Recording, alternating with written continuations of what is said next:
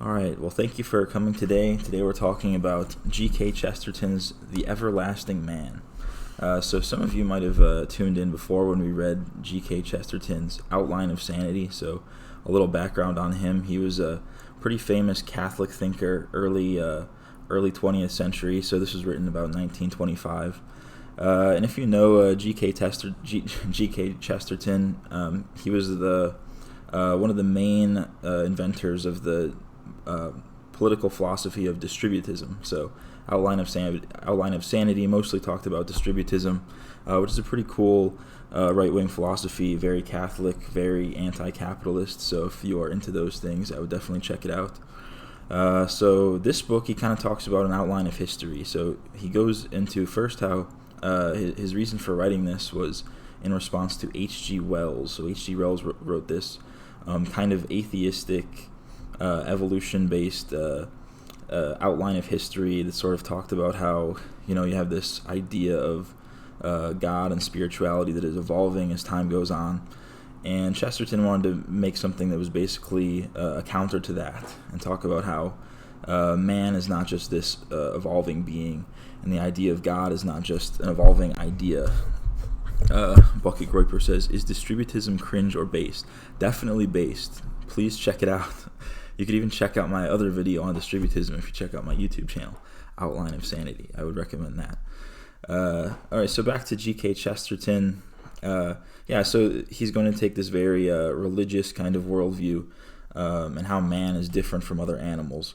And if you're into any C.S. Lewis, you can definitely see the inspiration there. I would say as far as authors, they're incredibly similar.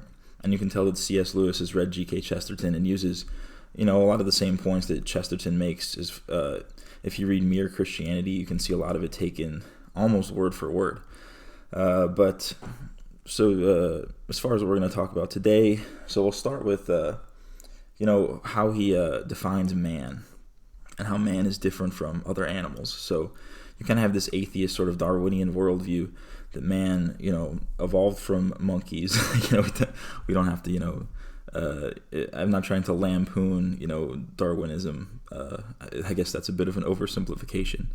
But you have, this one side that man is this evolving creature, we came from animals. And then you have this other kind of religious view that man is not simply an evolution of an animal, rather he's in a category of his own. So obviously Chesterton is going to take that philosophy, and he explains it in some pretty intuitive ways that I think kind of throw a wrench into this whole Darwinistic and materialistic view of the evolution of man. So he takes a look at analyzing our idea of the caveman, right, which is a pretty interesting way to start. And you have this sort of idea of a caveman that is created in popular culture and what we know, and he sort of attacks science here and saying that as far as anthropology being a legitimate science, there really isn't any hard science aspect to it. You're pretty much just making these claims, you're using evidence, but you can't actually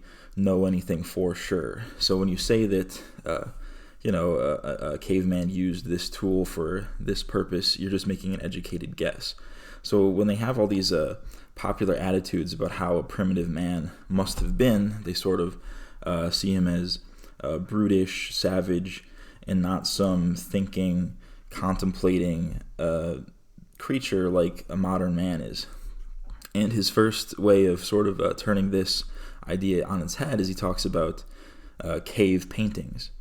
And we might see cave paintings as absolutely primitive and, not comparable to modern art. But this is how we can begin to see this categorical difference between man and animal, right? Is there ever a monkey or an ape that sits down and decides to consciously paint a picture of another animal, right? And you look at a caveman, might see something very primitive. They might just be drawing a picture of a mammoth or, an antelope or whatever they had back then. You see that on the cave walls.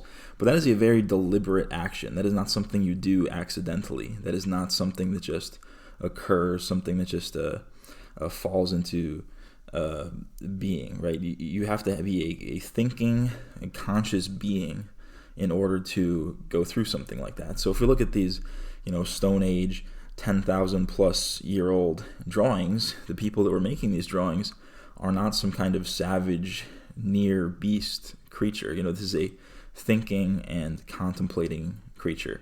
So we can see that as far as primitive man versus modern man is not just he says it's not a question of degree, right? It's not like there's this constant evolution. You have a monkey and then a smart monkey, and then the smart monkey becomes a stupid man, and the stupid man evolves into a smart man. No, as you go from monkey to man, right, there's a total change in philosophy. There's a complete difference in kind, a difference in category. This is not just a steady evolution as, the Darwinist would see it. There's this, complete mind and social evolution that we can't really explain. So it's not just a critique of evolution. It's just saying that everything that we understand about, how man is formed, how man is developed, and how man differs from the animals is not clearly what the Darwinists are telling us. So we have man in a category of his own, and a certain level of intelligence, a certain level of connection with something greater, right? And so then he goes on to primitive religion, and we sort of assume that this primitive man was religious, right? You kind of have maybe not cavemen, but old you look at any kind of pre-modern civilization, nomadic tribes, even things like Native American tribes, right? We all strike us as very religious, right? So what about the caveman? Was he religious? Was he thinking about God? Was he thinking about a supernatural world? And the natural inclination would be yes, right? If he's thinking about art, if he's thinking about the world around him and putting it into an artistic expression, then he probably is also thinking about God, thinking about spirituality, and thinking about something beyond himself and beyond the immediate physical world around him. So it is a pretty interesting idea to say that, this isn't just a steady evolution of intelligence. Man stands alone as a creature that is able to create art and able to approach a supernatural, an immaterial world and an immaterial existence.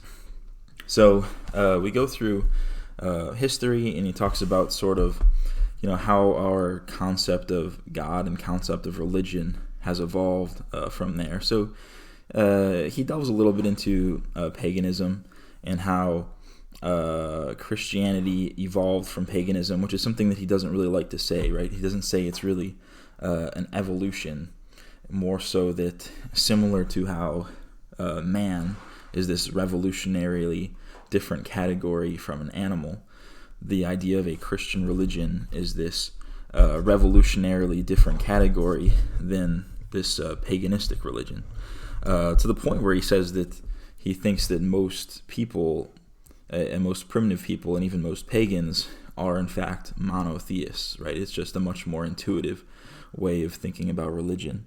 So you sort of have, even in these old pagan cultures, well, let's go even before we would say of like Roman pagan or Norse pagan, things that people think about when you say pagan. You could even go further back, Babylonian or Egyptian. These still kind of had a sort of one ruler god idea, right? So you have this singular force that is a creator and progenitor of everything, even if you have this multiple god kind of philosophy.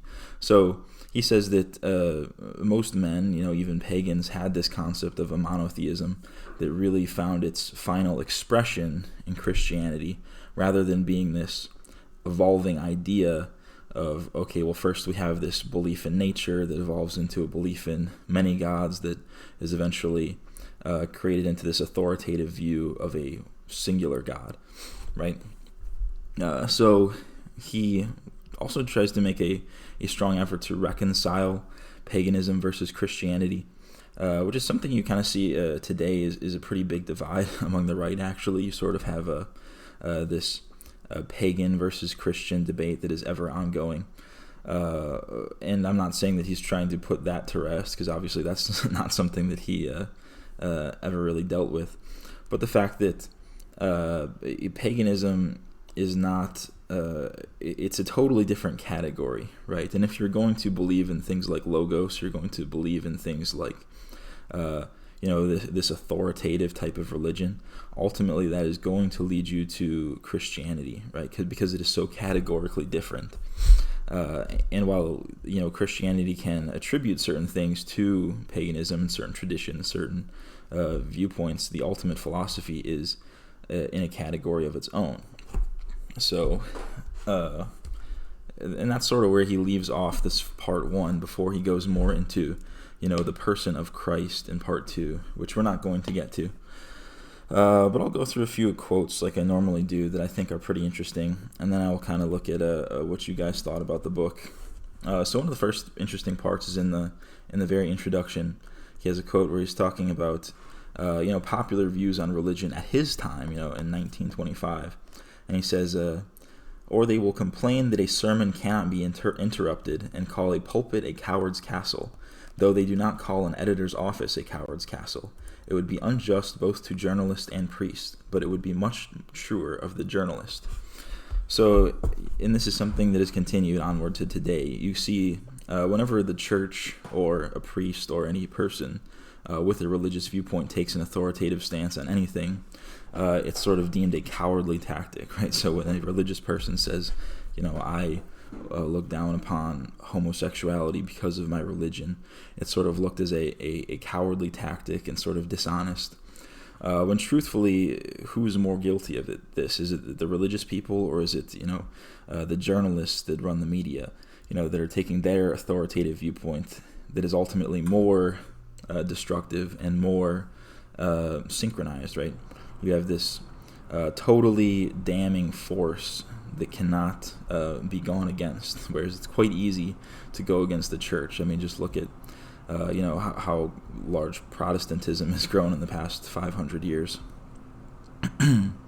So Funky says, paganism is just the deification of your people's history. There's no actual substance. That's a pretty interesting comment. I would say that is definitely true to a degree. So you have this paganism, and like different forms of paganism is assuredly tied to a culture and a place, right? Because you don't really have similar pagan religions. You don't have, the same pagan religion growing up organically in two different places, right? It's always going to be localized and different to a degree based on, your local flavor. But on the other hand, and this is something that is just historically true, is pagan religious people were not so, they weren't militant about their religion. Like, if you kind of got conquered by the Romans, you would just start worshiping Roman gods, and it wasn't a big deal, right? I'm trying to find a concrete example of this, but let's see, like Greeks and Persians, they sort of shared a certain number of gods, right? Because there was this blending of cultures, and it wasn't really a big deal. It was like, the Persian religion, Zoroastrianism, they worshipped Ahura Mazda, and I believe he was also a prominent figure in, I want to say, Babylonian and Assyrian religion as well. So they all kind of shared this deity as they sort of conquered each other, and whoever had the dominating deity at the time was sort of imposing their deities on everybody else. So it wasn't like this kind of thing you see today where it's like, I'm going to fight to the death for my God, and my God is the one true God. So paganism never really had that. That is more of a modern thing that you are seeing, with Abrahamic religions in particular. But that's a totally different thing we could go into. So don't have to dive too deep into that right now. So then another quote from the introduction. Actually, I don't know. This one, I highlighted this because I just thought it was interesting. It's sort of how you have this idealized version of something. So he's talking about the horse, and he says, "The very name of the horse has been given to the highest mood and moment of the man, so that we might almost say that the handsomest compliment to a man is to call him a horse." And so this is kind of more of a philosophical point, but you have this idealization of an object, right? So you have this horse. So what does this idea of horse inspire, right? You think of this, large, majestic animal, powerful, and possibly a creature of battle, like a war horse. And this is something that is, they talk about like connotative versus denotative, right? So you have, the denotative definition, something by itself, versus connotation, what that definition implies. So the horse, right, is really just an animal, right? An animal with 4 legs, and you ride it. But this connotation of horse is much more powerful than that, right? So to the point where if you call somebody a horse, that's actually a compliment. And he talks about how you can view man the same way. There's a denotative way of looking at man, but also this connotative way of looking at man, and you see how it is so categorically different from other creatures, right? And we went into this earlier when we were talking about the ability to think creatively and the ability to approach God, which are 2 things that are, connotative of the man that you don't really see anthropologists or any kind of atheist human history people really considering. So in the first chapter, we have another quote. It says, "The simple truth that man does differ from the brutes in kind and not in degree, and the proof of it is here, that it sounds like a truism to say that the most primitive man drew a picture of a monkey, and that it sounds like a joke to say that the most intelligent monkey drew a picture of a man. Something of division and disproportion has appeared, and it is unique. Art is the signature of man." This is a really, really interesting quote. So for one, you just think about the imagery here. The least intelligent, most primitive man has the ability and has, drawn a picture of a monkey, while the most intelligent monkey could not even dream of touching the idea of drawing a picture of a man, right? So then we have this even greater statement that art itself is the signature of man. And you could make a very strong argument that really is what separates man from the beast, right? Is our ability to appreciate and create art.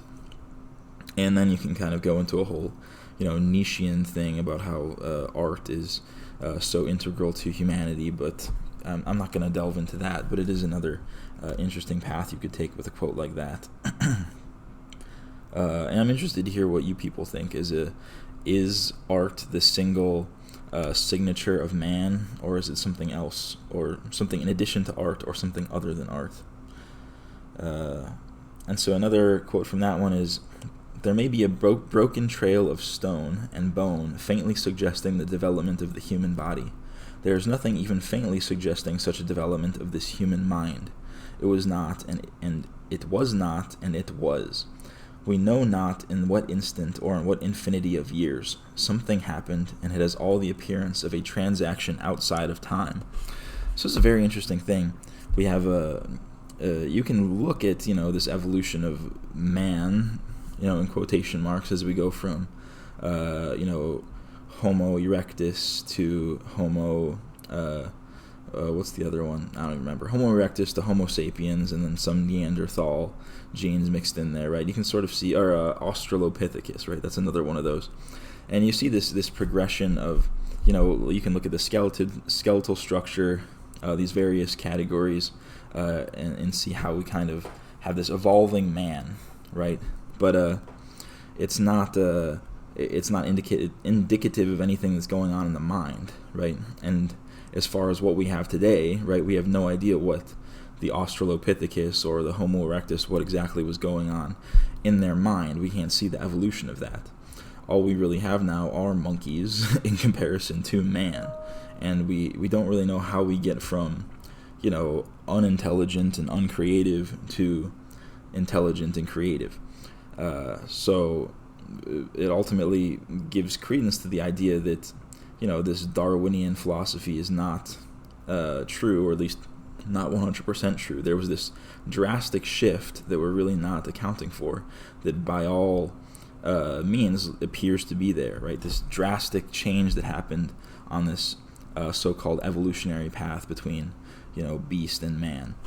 So a very interesting point there as well. So moving on to chapter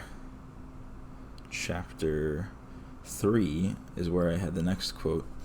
So he said, there was indeed a convention of saying that priests had obstructed progress in all ages, and a politician once told me in a debate that I was resisting modern reforms exactly as some ancient priest probably resisted the discovery of wheels. I pointed out in reply that it was far more likely that the ancient priest made the discovery of the wheels. And so once again, you have this sort of modern idea that religion has been holding back the advancement of society, whereas we can see that as far as it goes, it seems like human development has been closely tied with spiritual development, right? And as man became more organized and even devout spiritually, they've become more intelligent, more creative, and more able to create great things, right? You look at the feats of primitive or pagan, you could say, pagan man versus the feats of Christian society, or even for that matter Muslim society. I mean, look at some of the things that they've created. It is very much a difference. It is very much an evolution, right? You could say that there's this categorical difference between what this theistic society has created versus this primitive pagan kind of society. And then you could even go into how the church during the Middle Ages was where the concentration of scholars were, and a lot of medical advancements and things were brought forth by the church. So it wasn't this institution to destroy science as a lot of people think it is.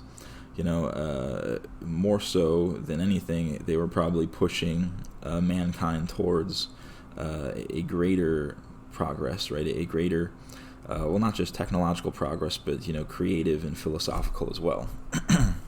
So once again, he kind of BTFOs, your typical atheist Christian hater. So then moving on to chapter 5, he has a very interesting quote here. Father Christmas is not an allegory of snow and holly. He is not merely the stuff called snow afterwards, artificially given a human form, like a snowman. He is something that gives a new meaning to the white world and the evergreens, so that snow itself seems to be warm rather than cold. So this is a little bit, I don't know, maybe gushy of a quote, but it is interesting in the way that he's kind of describing this pagan view of the world, and how it's more so than just we see this tree, we're going to call this tree a nymph, and we're going to pretend that this tree is alive and has a spirit, right? It's so much more than that, right? You're sort of in the description of this tree as a nymph, you're sort of capturing this idea and this wider connotative aspect of nature, right? You're trying to manifest that and give that a certain quality that is going to represent what it actually means to the person, as opposed to what it just is physically. So in his example of Father Christmas, we take this physical idea of snow and this temporal idea of a time of winter, and we aren't just giving it a personification. We're sort of capturing all of the feelings and emotions that are associated with that time, and giving them a quality, giving them a name. So it is a very interesting sort of way of thinking, and an interesting way of characterizing this pagan philosophy, which sort of it very much humanizes it, right? It's much more complex than it appears at first glance. I mean, at first we kind of see this pagan Roman idea of the gods and their view of nature as being sort of immature, and it's not so much that it's immature, it's that it's a very different type of category from what we understand is religion now. So then once again, skipping ahead to chapter 6, he says, in other words, the cross, in fact as well as figure, does really stand for the idea of breaking out of the circle that is everything and nothing. It does escape from the circular argument by which everything begins and ends in the mind. So this was the culmination of a section on Eastern versus Western philosophy. So he says the symbol of the East is the Ouroboros, right? The dragon that is endlessly eating itself, and how this is manifested in a circle, right? The circular symbol of this Eastern thought. And you can kind of see this in like a yin yang symbol, and they sort of have this endless cycle of the universe, right? You see this in Buddhism, Hinduism, right? This constant rebirth, reincarnation cycle, right?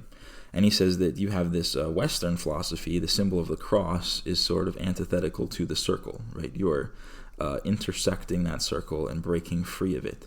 So you're going from this endless cycle of birth and awakening to this, I guess I would say, one-dimensional, right? This singular progress of history that is going to culminate with, the return of Jesus Christ, right? So you are starting. You totally reinvented the calendar, right? You have a calendar that starts with Christ and will now end with Christ whenever that happens, which is the total opposite of, an endless cycle of birth, rebirth, and recreation. We just have a singular creation and a singular destruction. So let's see. Moving on, I think the next note was in chapter 7. So, does anybody in the world believe that a soldier says, my leg is nearly dropping off, but I shall go on till it drops, for after I shall enjoy all the advantages of my government obtaining a warm water port in the Gulf of Finland? Can anybody suppose that a clerk turned conscript says, if I am gassed, I shall probably die in torments, but it is a comfort to reflect that I should ever decide to become a pearl diver in the South Seas. That career is now open to me and my countrymen. So you have this very ironic way of looking at things to say, no man is dying for this quite literal material aspect of what their country is trying to accomplish, Nobody after 9/11 went to Afghanistan and was like, wow, I can't wait to secure all this oil for the U.S. I can't wait to, secure a safe region for Israel, right? Nobody was thinking this, despite the fact that it may have been true, right? You have this larger idea of a sense of patriotism and this larger idea of, what your country means to you that is still making you go to war, despite the fact that the actual facts of that war almost sound ridiculous on paper, right? And you have people that are still doing this. I mean, I think most people popularly 100% agree that, Iraq and Afghanistan was over oil, right? I mean, I think that's almost, 100% of the people hold that opinion. But you still have people signing up to join the army. Why is that? Because they don't just see this physical idea of what we're doing. They don't just see it as a game of, of money, GDP, and numbers. They see this idea of America as a country and the idea of what that stands for, and they want to fight and die to protect that at all costs. They are willing to give their life for that cause because it is something that they believe in that is stronger than just, land rights, right? And this has been a historic truth. And then when you add, idea of, fighting for your religion, fighting against a foreign invader, foreign idea, you have an even stronger sense of this throughout history. Even though, even in just physical terms, right? Even the Crusades, you're really just fighting over a patch of land, right? When you put it like that, it does not sound epic or interesting or anything worth dying for. When you say you're dying to assert the dominance of your religion versus this foreign and hostile idea of religion, now that is something that's actually worth dying for, something worth giving your all for. All right, so there was then another one. This is the end of chapter 7. So it says, if after all these ages we are in some sense at peace with paganism and can think more kindly of our fathers, it is well to remember the things that were and the things that might have been. For this reason alone we can take lightly the load of antiquity, and need not shudder at a nymph on a fountain or a cupid on a valentine. Laughter and sadness link us with things long passed away and remembered without dishonor. And we can see not altogether without tenderness the twilight sinking around the Sabine farm, and hear the household gods rejoice when Catullus comes home to Sirmio, delita est Carthago. So very interesting, very poetic end to this chapter. And like I said, he's trying to form this reconciliation between paganism and Christianity, and sort of giving I would say like homage to our forefathers, right? You know that Christianity did develop out of this Roman paganism to a certain degree, and it's not something we need to be hostile to, right? We don't need to say, oh, all pagan symbols are evil and satanic. No, we can sort of recognize where we come from, and we can see that this is not necessarily a hostile idea. Rather, Christianity was the answer to this idea, right? The solution that was left in this. There was sort of an emptiness to this paganism, right? It was not complete, and then Christianity came along and completed that. So we don't need to be so hostile to paganism so much as understanding where we came from and how we have evolved from that. And the last part about Carthage, he actually brought up Carthage a lot in the last few chapters, and this endless war between Rome and Carthage. So if you follow Roman history, you would say that Carthage was historically the ultimate enemy of Rome. And this is a theory. I didn't really want to dwell too much on this, but there's some based historians that will look at history and they'll say it's an endless war between the Semitic peoples and the Aryan peoples. And one of the popular theories is that the Rome were the categorical Aryan people versus Carthage was this Semitic people, right? And they were worshippers of Baal, worshippers of Moloch, and descended. I think they were one of the theories that they were descended from Canaanites, right? And then to even continue with this theory, there's the theory that the Jews, the modern Ashkenazi Jews are descended from Canaanites rather than the Hebrews, right? The Hebrews became Aryans, became Romans, became Christians, whereas it was these Canaanites that remained Jews and are the modern day Jews, the Carthaginians, etc. I don't know how much I buy into that theory. I mean, I'm not really much of a historian. I don't know if that's true or not, but it is a cool thing to look into if you want to go down a rabbit hole, this whole endless battle between the Semitic tribes and the Aryan tribes, of which Carthage and Rome are, just one iteration of. And as far as how Chesterton describes it, it almost sounds like he buys into that theory. I'm not going to, dwell too much on that, but there is potential there. So the last chapter of chapter 8, I had one interesting quote from this. He says, "Atheism became really possible in that abnormal time, for atheism is abnormality. It is not merely the denial of a dogma. It is the reversal of a subconscious assumption in the soul, the sense that there is a meaning and direction in the world it sees." Now, this is a really interesting critique of atheism, because if you look at this perspective of human history arching from primitive man to modernity, you are looking at a man that has been consistently religious, right? Is there a single documented tribe, from when we have, discovered any hint of civilization that was not religious to some degree? Even, things like Stonehenge that we can't really explain, we assume it was some kind of religious creation, right? It was meant for some religious ceremony. And the Native American tribes, a lot of the things we've seen with them are part of religion. You can go on and on with examples of this. Has there ever been an atheist society prior to the mid 1800s? Has there ever been a single person espousing atheism, to say that they are not religious? I don't think there is like a documented atheist up until that point. Well, I mean, I'm sure there was, but you know what I mean, as far as a widespread philosophy. And you have to ask, why is this? Because, well, the way he looks at it, I mean, he's viewing this pursuit of God, this pursuit of religion, as something incredibly natural and something intrinsic to man. So to deny that, you're actually denying human nature and denying this subconscious thing that is inside of man that is drawing you to religion.